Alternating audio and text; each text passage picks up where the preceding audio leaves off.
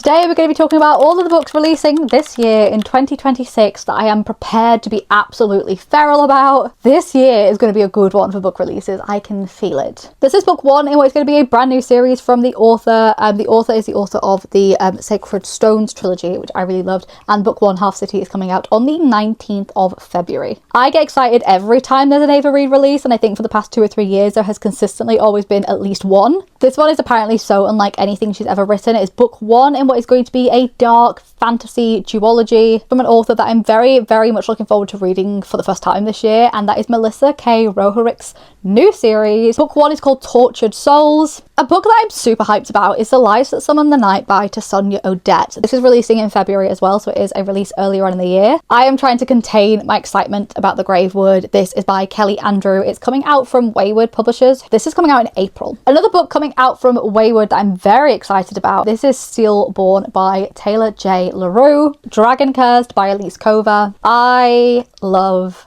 Elise Cover. Starside by Alex Astor. Starside, I believe, is Alex Astor's first adult romantasy series. Shield of Sparrows was one of my favourite books of 2025. I love Daphne Perry as an author.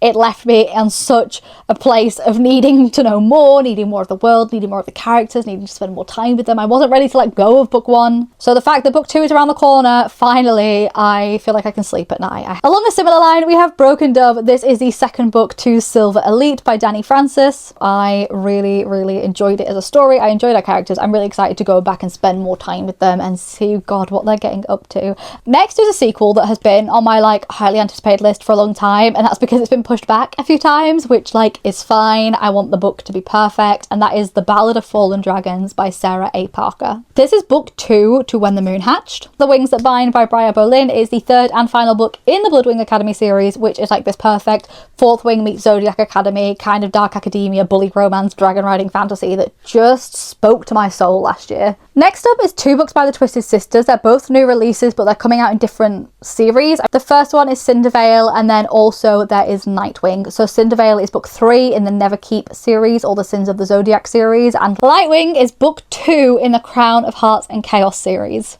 We then have the third book in a series that has very quickly taken over my entire personality. That is the Quicksilver series, and we have Fate and Alchemy book 3. I just think it's one of my favourite series ever. I'm definitely going to dive in and do a reread. And the last book on this list, I'm sure, is a big anticipated release for a lot of you guys as well, and that is Furybound by Sable Sorensen. Look, Diabound was another one that took me by surprise, and I am looking forward to getting my hands on a copy of book 2 and reading what's going to happen next.